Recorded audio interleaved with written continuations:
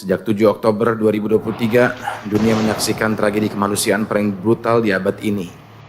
Agresi militer Israel ke Gaza yang berlangsung tanpa jeda dan tanpa rasa kemanusiaan, dan hingga hari ini lebih dari 50.000 warga Palestina telah gugur dan lebih dari 70% diantaranya adalah perempuan dan juga anak-anak.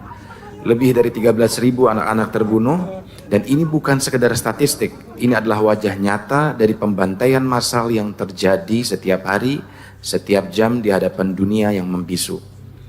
Lebih dari 60% infrastruktur Gaza telah hancur, rumah sakit dibom, sekolah-sekolah UNRWA dihancurkan, tempat ibadah dijadikan target, jurnalis dan relawan kemanusiaan turut terserta dibantai. Yang terbaru dan yang paling memilukan, Israel kembali melanggar kesepakatan gencatan senjata yang seharusnya menjadi titik terang di bulan penuh rahmat ini.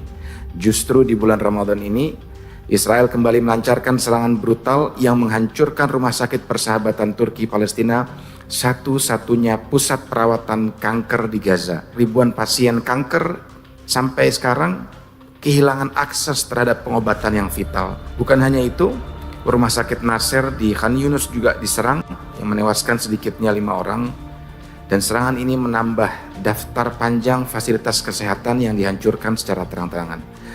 Setelah berakhirnya gencatan senjata tahap pertama yang dimulai Januari 2024 dan gagalnya gencatan senjata tahap kedua, Israel juga melanjutkan serangan pada tanggal 18 Maret 2025 dan dalam 6 hari terakhir 730 warga Palestina tewas dan 1.367 orang terluka, termasuk 57 orang yang tewas dalam 24 jam terakhir ini. Ini menunjukkan bahwasannya kekerasan tidak mereda tapi justru semakin menggila. Ini bukan sekedar konflik, ini genosida modern. Sebuah holocaust versi abad 21 dilakukan secara sistematis dan terang-terangan oleh rezim Zionis terhadap 2,3 juta penduduk sipil Gaza yang tidak memiliki tempat berlindung.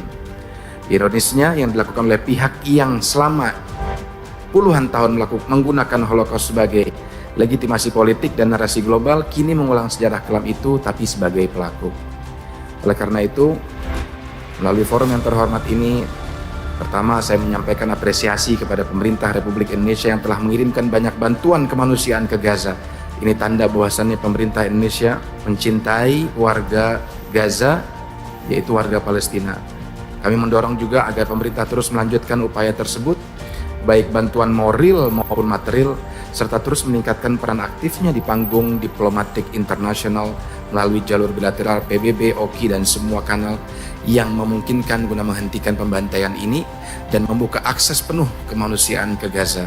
Kami mengajak juga DPR RI agar menyampaikan sikap politik resmi yang tegas, bukan hanya sebagai representasi rakyat Indonesia, tapi juga pelaksana amanat konstitusi bahwasannya penjajahan di atas dunia harus dihapuskan.